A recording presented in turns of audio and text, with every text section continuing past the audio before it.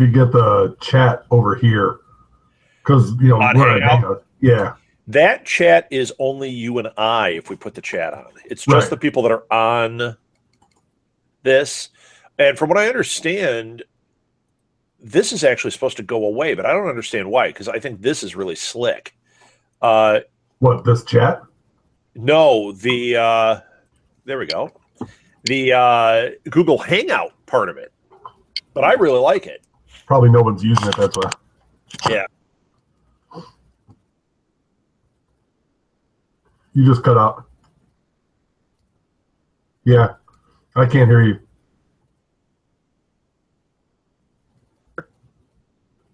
Talk again. How about right now? Do you Yeah, hear me? that's good now.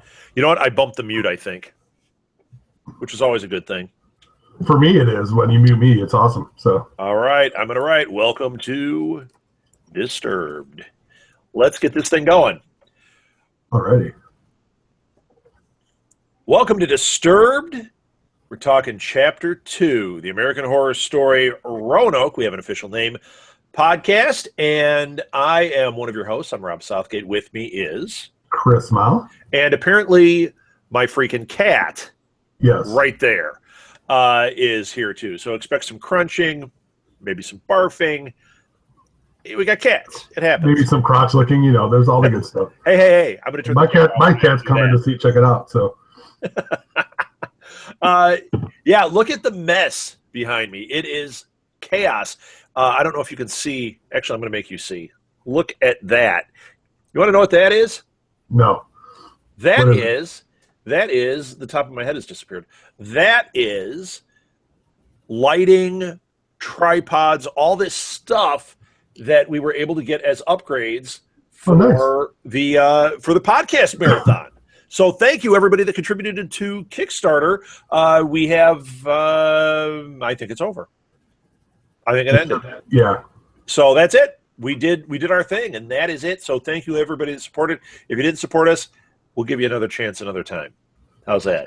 You can send the checks right to me. That's okay. Yeah, and I've got the lights on above me trying to fix the lighting in here, but last night, I'm banging my microphone. I was playing with the new lighting we have. We have one of those big overhead lights.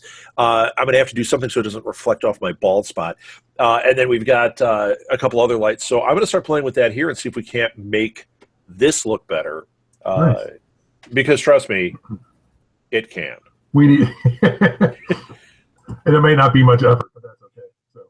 Uh-oh, you just disappeared on me, Chris. You went really quiet. Uh-oh. Hold on. Are we okay now? No, you're super quiet. We can't really get the show going if you're that quiet. I don't know what I did. I didn't do anything. You did it. You were in control. Not me. No, I did nothing on my end. Do you hear me fine? I do. Is that better? Yeah, I guess. That's weird. Your voice was normal and then it went really soft. Oh, you know what? I think I clicked over to YouTube Live to see if I could see the chat box, but I can't, so it doesn't work.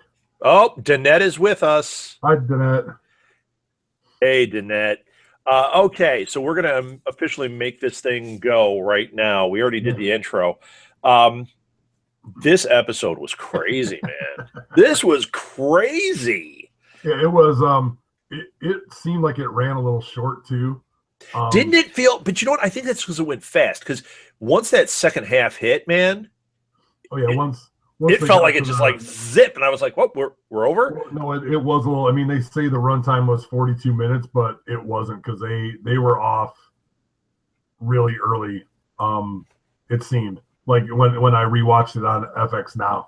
But still, it was great. There was a lot of stuff in here, and I thought it was an unbelievable episode. So, okay, I'm going to go right to the very first part of it when he came down the stair, or when he was having the dream, when Matt was having the dream. Hold on, yeah, okay. We're not even at the first part then, because okay, I'm so excited to talk about that. I said too. So, wait, I want to address something else. I'm going to interrupt you now.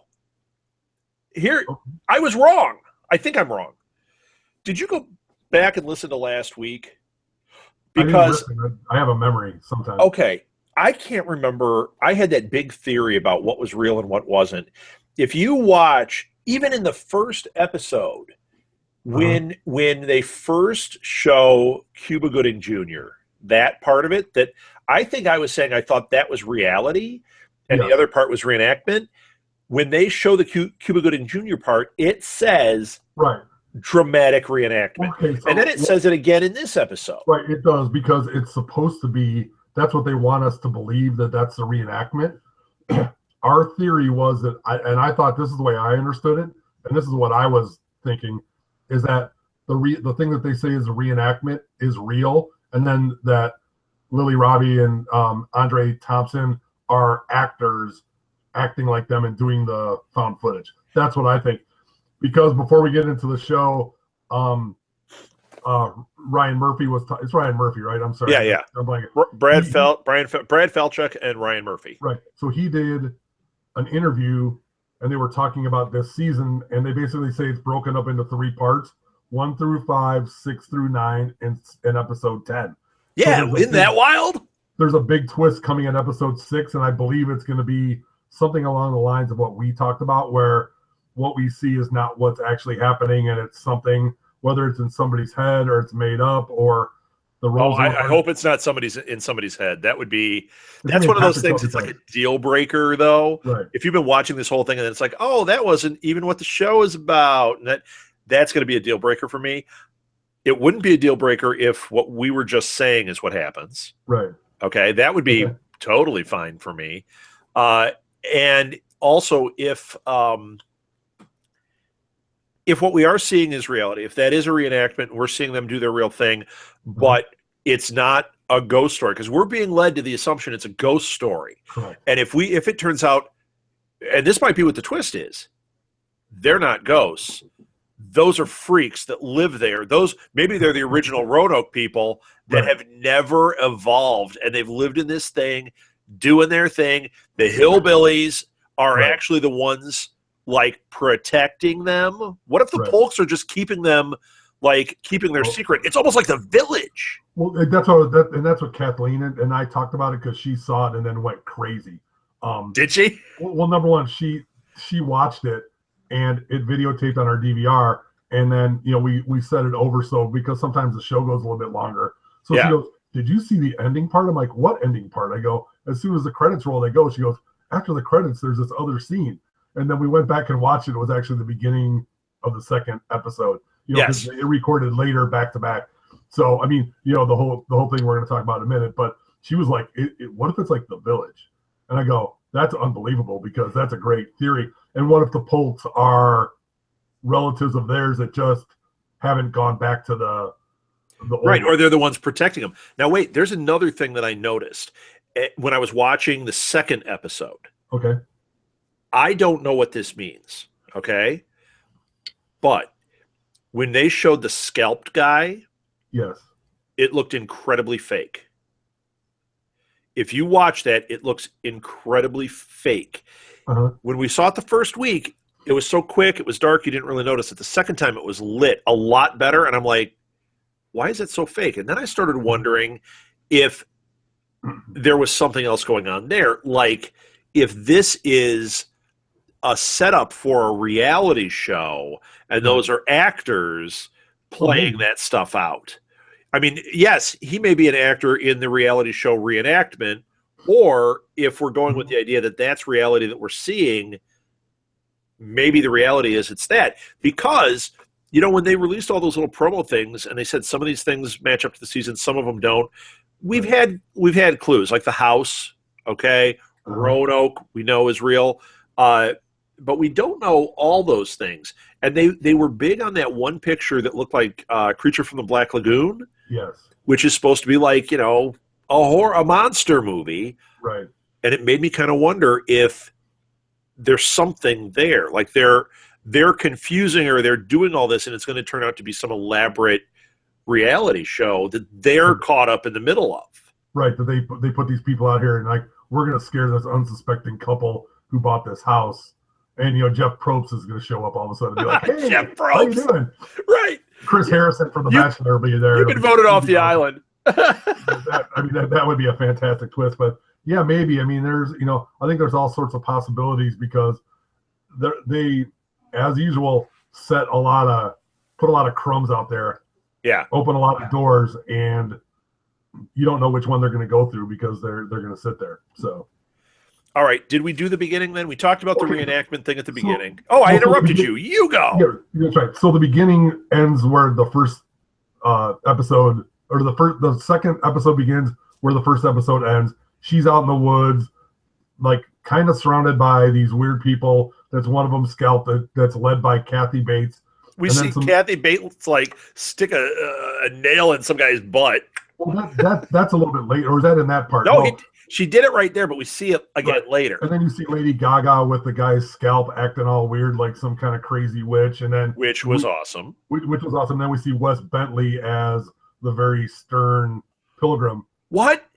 I missed the black that. hair is Wes Bentley. You know who Wes Bentley is. I know who Wes Bentley is. Yeah. When I saw his name in the credits, I watched it with Martha this time. You know, she doesn't watch the show. And I said, I didn't see Wes Bentley. Uh-huh. That's who he was. Oh, Wes Bentley is one of the pilgrims. He's just sitting there looking. He's all stern, like when they go, he's been a pig and he's stolen stuff, and they kind of flash into him, so he's in the woods. Yeah. And then she runs out after seeing some really freaky stuff. Number one, they do the scalping. Number two, she's running around. She runs into Kathy Bates doing some kind of ritual to a guy that stole some stuff, and they basically put a pig's head on him, pin a pigtail on his butt, and then she's playing pin the tail on the thief. On the thief, yeah. On the sinner, whatever. We're going to do that at the podcast marathon, only it's going to be your face. Sounds great. Pin the tail on your face. I appreciate that. So it's better than shooting a disc at my face from your thing. So we're not going to do that either. We're not going to do that. It's very Salem-like. It was a very kind of Salem-y, witchy kind of thing. Yes. Kathy Bates is crazy. And then we get to the more current kind of stuff after that. So I thought that scene was really good, very period, I liked it because it showed a lot of different stuff, It was crazy. And I did have that little bit of flashback to season 3 when Kathy Bates had the slaves slung up. And when the way that guy was and she was acting like that, I was like, oh, they're kind of doing her again. Sure. They're not, obviously, but there was that little bit of allusion to it, which I totally dug. Although this might be the worst character she's played, and she's played a lot of bad characters. I don't know. That character in season 3 is going to be a tough one to beat. Yeah. I'm going to take slaves and skin them and hang them up and let them bleed out and just be in pain. And then I'm going to burn my house down. Yeah, exactly. Yeah. And then be cursed to live forever, but that's okay. So, and then we go on to, we go back to the house, which is what you were talking about. So, yes. Okay. So we're doing the house now. A couple of things at the house before we get into that. We're not going to go beat by beat, but as long as we're kind of doing the intro, right. We're going to call this section Bad Choice a Go-Go. First of all, they don't leave the house. She has this thing. She's been attacked in the hot tub. He saw all the people with the flames. She was out in the woods, got confused, saw a guy getting a pigtail stuck to his butt. They saw a video with the pig, and they don't leave. Lee, her husband, brings their daughter to stay. What? Bad choices. Well, it is. It's bad. I mean, it's just obviously these people have a lot of problems, and they just can't. That's an understatement. But what horror story is not full of bad choices? If everybody makes a good choice, there's no reason for Freddy to come out and kill you or Jason Voorhees to stalk you, even though he will aggress against you. But if you're at Camp Crystal Lake, if you're not there, you're not going to get killed. Well, it reminds me of that Eddie Murphy bit when he was talking about Amityville Horror. And he said, this would have been a very different situation if a black family had moved in. They walk in, the walls start to bleed. You hear, "Get out." And they go, "Okay, we're leaving. We're out of here." And it's like, that's exactly what I'm watching this going, at what point? Now, I understand Cuba Gooding Jr. is thinking it's a race-related thing. He's not buying at this point into the spiritual, mystical elements of it, but she definitely is. She's all touchy-feely yoga. She knows there is something messed up, whether it's the Polks or whether it's something else, she knows But Lee having her daughter there, and there's a line, and I didn't write it down, but she said a line right when her daughter got there. It was like in the voiceover, basically about, this place is messed up. I just thought I needed a little normalcy. So she has her daughter come. Right. And it's like, wow, you're so narcissistic. This is all about you at this point. You have to know this isn't a safe environment for this daughter. No, regardless if you're scared or not. You've only been there a couple of days. But that might play into her total addiction and alcoholism or whatever she's got going on. Which comes up, yes. Because, well, I can control this. She goes, well, I thought if she stayed inside and I watched her, she'd be okay. Huh? What? Yeah. What? I think I just saw your cat walk in the background. Oh, no. That was Kathleen. Yeah, there's I'm going to close the door in a second. No, that's all right, man. But yeah, it was crazy that they stayed. It was crazy that she had her daughter there. The stuff with the daughter. Yeah. Okay, let's do that before we get to the awesome stuff that's going on. Right. Okay, seriously. First of all, the daughter should not be there. Second of all, that whole thing of the daughter plays hide and seek. Yes. And really hides to the point that like they can't find her. First of all, that is a terrifying game as a parent. Yes. Martha came up with a game called Hide and Go Scare, where it's hide and go seek, but the person who's hiding, if you get too close, they jump out at you and go, ah! And it's a lot of fun, but it's, this actually plays on your worst fears as a parent. Because the kid, kids, man, they'll hide. Is she doing some construction back there? What's going on? She's going to pull out her tool belt. Yeah, I got some work to do. The buzzsaw's going to go. It's going to be awesome. So she thinks we're doing home improvement. Yes. I need more power, Chris. That might be the worst impression I've done yet, and that's saying a lot. But that whole thing with the daughter when she's playing hide and seek, to me that's a living nightmare. And in fact, I had a nightmare last night, and I think it might be because of that little thing. But then when she disappears and she's up in the closet, no, actually even before that, that was Sixth Sense, wasn't it? It was totally Sixth Sense. I was just like, oh my gosh! So I'm waiting for Haley Joel Osment to come out. So with a beard, it'd be great. Right. Was he in Red State? He was in one of those. Yeah, he was in Red State, I think. One of the Kevin Smith movies. Yeah. Was he? Yeah, I think it's Red State's the one he's in. It's either that or He's in Tusk. He's in Tusk, isn't he? Is he in Tusk? Oh, he's the friend in Tusk. Yeah. Yes, he's a friend. Yeah, that's what so maybe they're going to turn him into walruses. Maybe this is all an elaborate ruse and they're making fun of Kevin Smith. That'd be awesome. Kevin Smith pops out, hey. Yeah, hey, watch Yoga Hosers. There's Bratzies in it. That's right.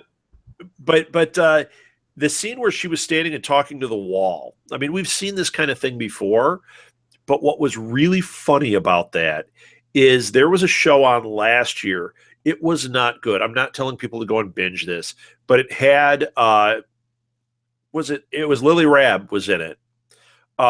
It was called The Whispers. Did you watch this show? I did not, but I wanted to. It looked great. Yeah. The trailer looked awesome. So it was not great. In fact, by about the third episode, you were like, please cancel this show because I feel obligated to watch it, but it needs to end. And I made it about 5 episodes, and then I finally went, done, man. It was terrible. Lily Rabb's great in it, of course. But the kid, the beginning part, the kid is doing that exact same thing. The bushes are moving. She's standing over there talking to the bushes. And you see the bushes moving, and Lily Rabb's like, who are you talking to? She's like, my friend. And there's nothing there. It's a bush. Then inside the house, she's standing and talking to a wall. I thought they might have been playing with that because of the whispers. Well, they might have been, but I mean, that's kind of Sixth Sense-y. And it's been in a million things. She wasn't talking to a wall. She was talking to the door to the basement. That's right. It wasn't the wall. Right, but it does look like the wall. When they look at it first, you're like, what the heck? And then she pulls up and they're looking down in the basement. It's like, yeah, okay. Yeah, no. And you know what? I'm not going in that basement. That looked like a terrifying basement. So then she's in and then there's a scene later where she's in the closet. Oh, yeah. Okay. I was waiting for something. Was this the part that just about killed you? Because this just about killed me, what the girl said. Oh, yeah. When they're like, she's saying she's talking to her friend and everything. And then she says, they're going to kill us all. I was trying to give him my doll. They're going to kill us all, and they're gonna do me last, or they're gonna kill me last. It's like that. Yeah. That was horrifying. Yes. Horrifying. I do want to make a note here that I'm looking at our chat, and Danette did say she watched The Whispers. It started out great, but ended poorly. It started out great, but it limped along after about 2 episodes. It got really bad really fast. So I think he changes his mind when they watch the video. Oh yeah, you know what? I think that Matt did change his mind there, but I think he really changes his mind not just with the video, but when he has the dream that we're going to talk about in a minute. That's where it all comes true in his mind. Really, up until that point, he has not seen anything unnatural. He had just seen things that were weird, like, oh, there were people in the house. Oh, that could all be explained. Because even when they do the pitchforks and even then when they do the reality show interviews, he's like, well, I really wasn't sure what it was, but I could explain it. And then he makes the line where he goes, it's amazing how much you can rationalize. And then from that point on, he was totally wanting to leave. Now here's another interesting thing that I wonder about, Chris. When he sees, we didn't talk about this last week, but when he sees them come up with their torches, right? He's watching it on video. Mm-hmm. They look like fully formed people. If these were ghosts, mm-hmm. would they look like fully formed? Would it be that clear that it looks like a movie? Well, it looks like when you see them in the forest, they look like full people. When you see them, yeah, but this is on video, right? I don't know. Who knows? Maybe that was the family trying to scare them. Maybe there's a whole bunch of different things involved. Oh, a bunch of things going on here. Right, and then when we get to the Dennis O'Hare part, which we'll talk about, I have an interesting my favorite part. It is. It's fantastic. It's so fantastic. Okay, what part do you want to talk about? Well, so there's there's all sorts of things happening with Flora's there. They say that she's they're going to kill me last. So her father takes her back home. Is like, you're never coming here again. And then, I'm surprised he dropped her off the first time. Right. She already knows that the mom has some issues, and this is way out in the middle of nowhere. I mean, maybe there's visitation, but if he could pull that kid out of there, she doesn't have. I'm sure she doesn't have the rights. That was being kind to her. Probably. Yeah, and trying to do that. So, but after all of this goes down, Lee, who's a recovering alcoholic, gets completely hammered, and then they see the couple that Matt and Shelby see a little girl standing out in the middle of the yard, which they've never really seen anybody there besides the police. Now, did you think that was a girl? I know they said it was a girl, but at first when I saw it, I thought it was Kathy Bates. It looked to me like a little black girl. Like a girl. Okay. But I don't know if that's accurate or not. I don't know if Priscilla's friend is black or not or whatever, but it looked to me like it was a little girl because I thought she had a bonnet on. And that's one thing that that Flora said, is that Priscilla, the funny girl that has a bonnet. Yes. So yeah, she was. I thought that too. She was definitely talking about that girl. But when we first saw it, I thought, "Ooh, Kathy Bates is escalating." You know what I mean? It seems like Flora wants, Priscilla, who is the girl ghost, wants to help the family because she wants this all to stop. That's what she says. So I think she was trying to let them know, let the family know, hey, there's something going on out here. But she basically is standing on the doors to a cellar that's kind of far away from the house, and then they go down in there. And I'm thinking all sorts of bad stuff is going to happen, and nothing really does in the cellar. But they go down there, and it looks like somebody lived there. It looks kind of like a bomb shelter, but it's a cellar. But there's that old. Well, that was a. Oh wait. Are you talking when they saw? You're talking about the Dennis O'Hare part, right? Yeah. That's a root cellar that they were in. Right. So it's out in the yard. That's how it used to be. They'd have them out in the yard. Uh-huh. You open it up, and it's almost like refrigeration because it's so cold under the ground there. Right. So that's where all their preserves are. They put salted meats, all that kind of stuff. That's what that was. So we're talking an old ass room. Right. That's what that was.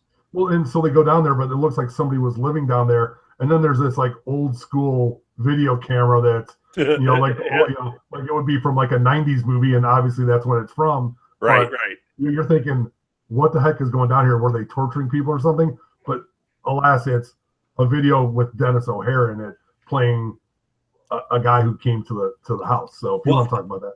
And I love how he says, I'm not crazy. I'm not making this up. This isn't anything. I am an academic. I'm an author. I came here for a reason. And like his story, like I'm listening to it going, I so bought his story. And his fear was so real. It was palpable, yeah. I mean, if you look at his eyes, they're if you watch the scene, and I don't know if Danette notices or not, I can't see it, but like he starts out, he's irrational, but his eyes were normal. And then there's the part where he says, well, I'm not ever going back in that house. And then like 30 seconds later, he goes, well, I have to go back there and confront it. His eyes are really dilated. Like he just all of a sudden got crazy. Yeah. Like, I noticed it too. It was like amazing. You're like, because I mean, it's obviously large on the screen, but you're like, oh my God, that was a really good. Yeah. Like he all of a sudden like flipped. He had just said, there's no way, but I got to go back in. It was like he was being possessed by that. I love that. So it must be the little girl drawing them down there to show them this. But the little girl, if she was talking to the little girl is the one that did. Well, maybe she wasn't threatening for her. Maybe she was telling her this is what's going to happen. Maybe she's protecting her. Well, she's trying because when they approach when Flora's in the closet, you hear her having a conversation. And she's like, well, no, take the doll. Can you protect me? And she's like, well, at least protect me and my mommy, or protect my mommy. Take it. And then they open the door, and she's like, what happened to Priscilla? She's gone. And she goes, now she's not going to protect us. So. Right. Oh, she did say that. Now she can't. Now she's not going to protect us. They're going to kill us all, and then they're going to kill me last. Oh, my gosh. Right. So, I mean, it seems like Priscilla, who is just this little girl that is caught up in this, whatever it is, just wants it to be over. Right. And they get to that point. So, I mean, well, I don't want to say we get to there, but that leads to the Dennis O'Hare thing. Well, we skipped it. So before Flora gets to the house. Yeah. Matt is sleeping. Here we are. Here we are. I'm sorry? I said, here we are. This part and the Dennis O'Hare these are the standout moments in this episode. So Cuba Gooding Jr. wakes up, he hears this noise. And he goes downstairs and he hears people talking. He's like, what the heck is going on? Yeah. He actually goes downstairs. The phone is ringing.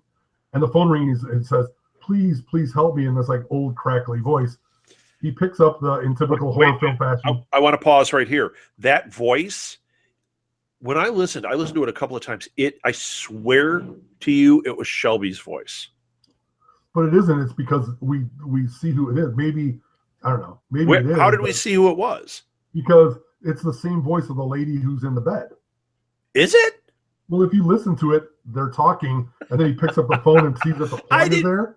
Yeah. He hangs up the phone, and the girl's like, the lady's like, please, I don't want to. It makes me feel bad.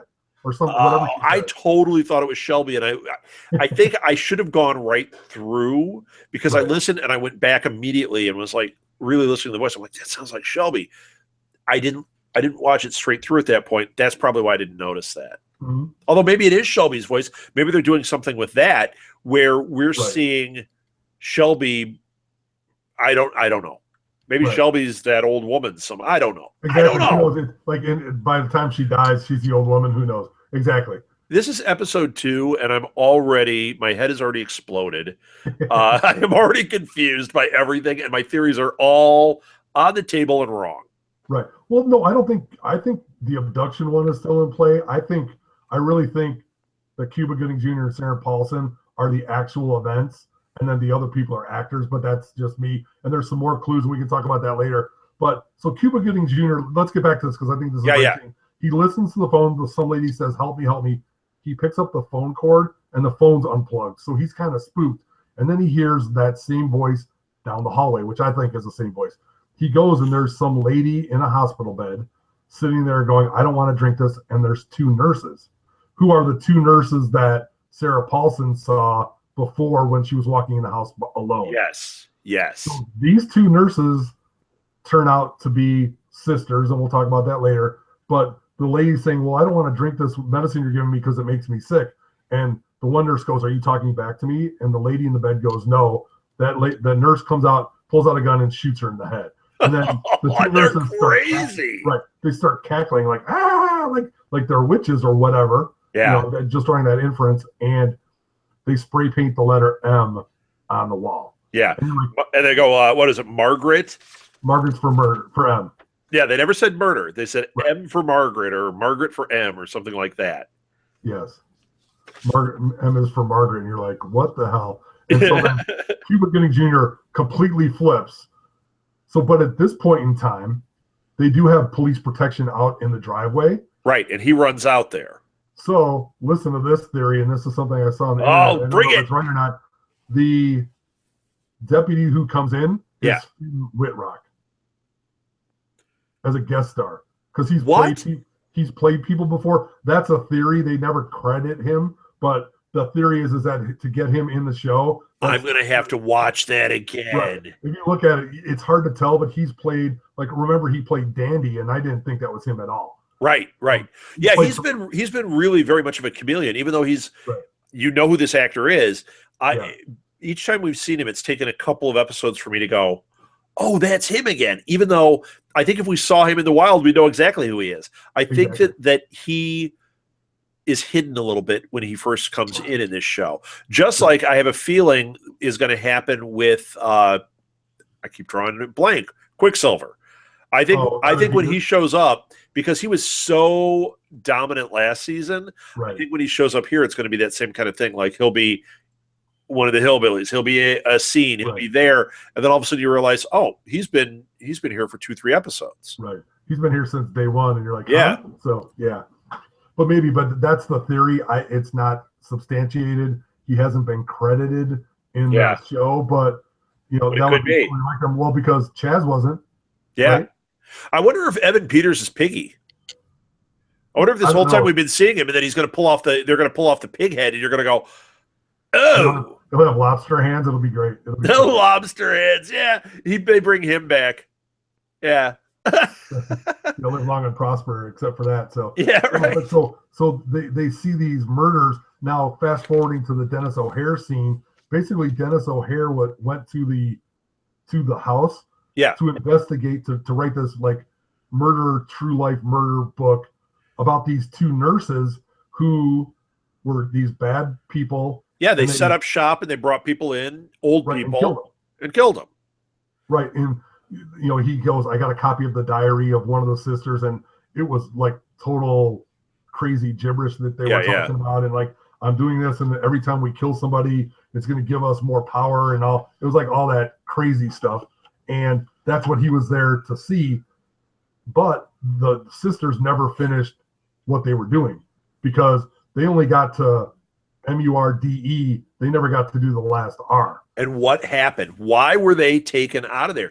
And I like how he says, I think something bigger and badder that was here stopped them. Not to stop them because you're doing something wrong. Right. It took charge.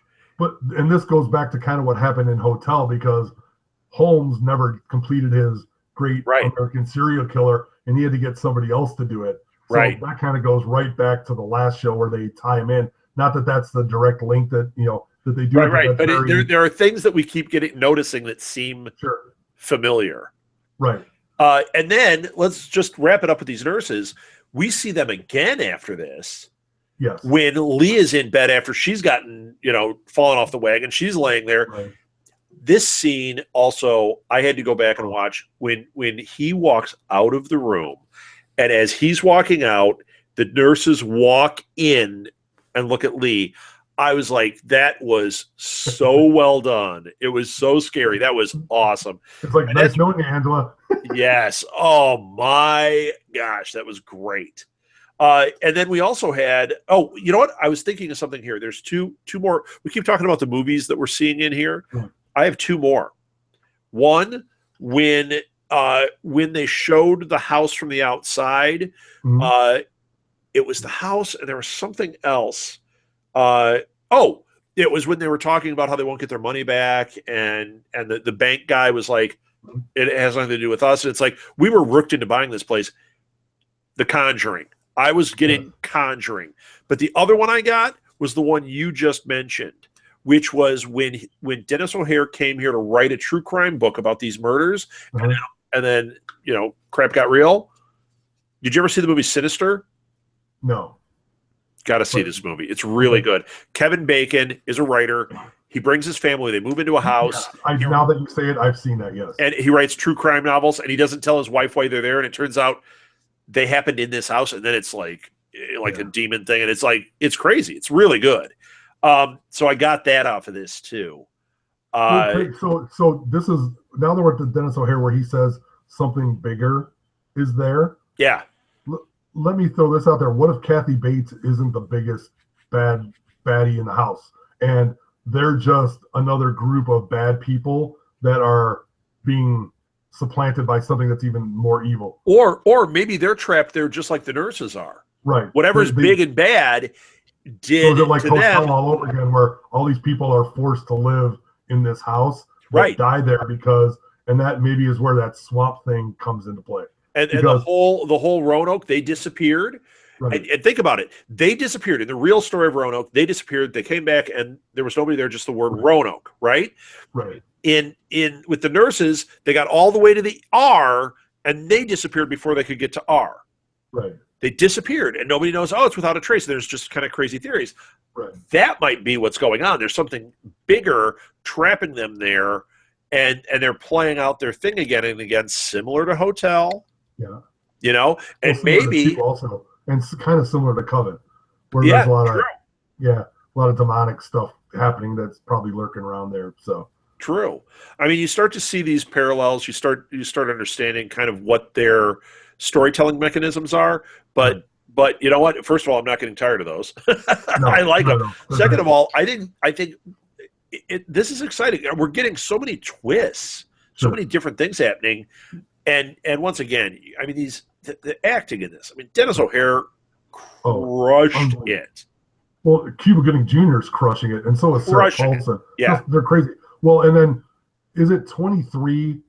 Is it the movie 23 with Jim Carrey where he has the stuff written on the wall, but it's behind the wallpaper? And then I've never seen it.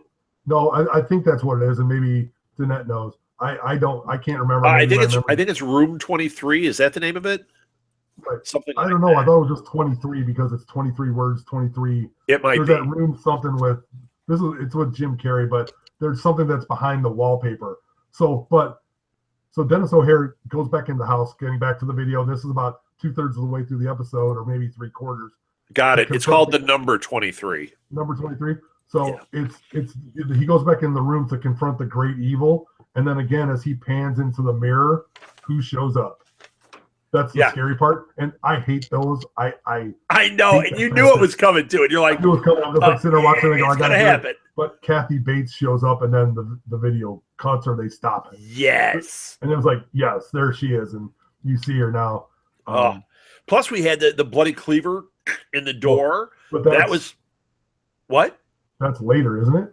I don't remember where that is, but I'm just thinking of the moments that came up like that. No, that's after they stop. That's after they stop the video, and then from the basement. Then they hear the clunk, and they find the cleaver in the door with the blood. Oh my gosh! What else do we have in this one? And so then after all of this happens, and they're completely freaked out. They're like, "We're leaving. We're getting out of here. We might fight them, but we don't know what's going on." In comes Lee. Back with her daughter. Okay. Like, wait. Bad choices after bad choices. It's Bad Choice Theater. Here comes Lee. Unbelievable. Now, when this happened, I thought that she was going to have been possessed because she seemed like she was kind of blanked out on it. Well, maybe but then she was no, because then she was real reasonable about it. She's like, "Look, this is what's going on." She's like, like to me, this was a bad choice. You know what? We've got a new drinking game for this show. Every time there's a bad choice, take a drink. You will be done. Oh, yeah. By the end of an episode. It's like, hey, Bob, you'd be done after 5 minutes in this show. Right. It's like, bad choice. Well, yeah, it was unbelievable. Yeah, it is. Why would she? The kid told her about the murder thing. The kid has been in danger. Why? It's nuts. Because, I think the one theory we talked about last time is maybe this is all in her dementia of being an alcoholic, and maybe this is all in her kind of head a little bit. And so of course, she just is worried about herself and her sanity. She's like, well, I need to see my daughter. That's why I brought her back. It doesn't matter if something happens to my daughter or something happens to you. Right. This is what's right for me because I'm struggling with my. It could be. So she just goes in there and does that, but she brings Floor back. It's like Floor on that. Crazy. Exactly. And then, here's Sarah Paulson being a very reasonable and very good sister-in-law trying to diffuse the situation. She's really decent, yes. Yeah. And so they leave Flora alone in the living room while they're trying to work all this out, talk to the ex-husband, get it all settled out. Everybody's okay. But then Flora's looking outside the window and the little girl's outside beckoning her out. So, of course, what happens? They go back to find Flora. Flora disappears. Yeah. So they, of course, freak out because they see the doors open. So they go running into the woods. Another bad choice. Another bad choice. Ba-da-ba-ba-da. This should be American Horror Story bad choices. Right. Instead of Roanoke, bad choice.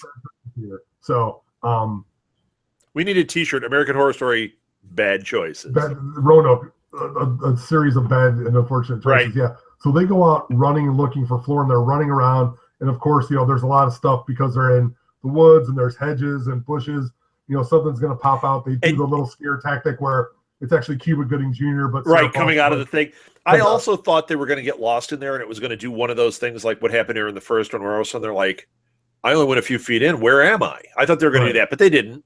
Well, they've been in there 20 times by now, so at least you would think they would know 50 feet from their house. Sorry, that's just me.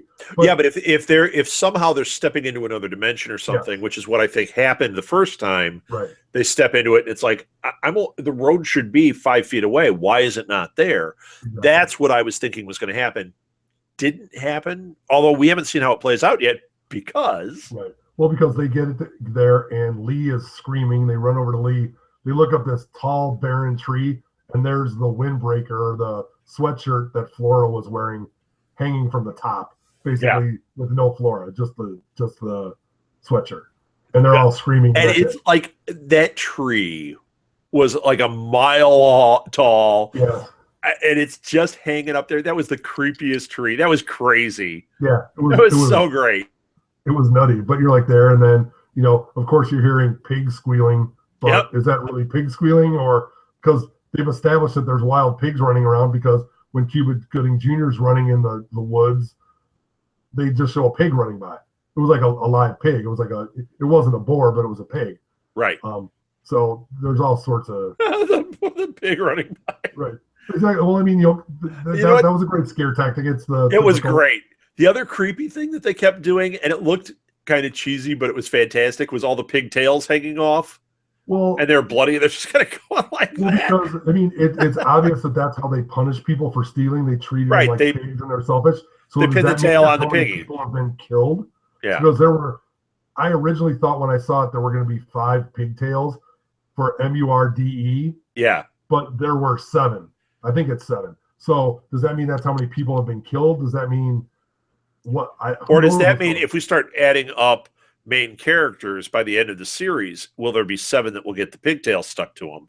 Right. Which the other thing we might see is as they uncover that these pigtail things are happening this way, what if we get a shot of like the sheriff, he's coming out of the water and we see he's got the pigtail scar. Right.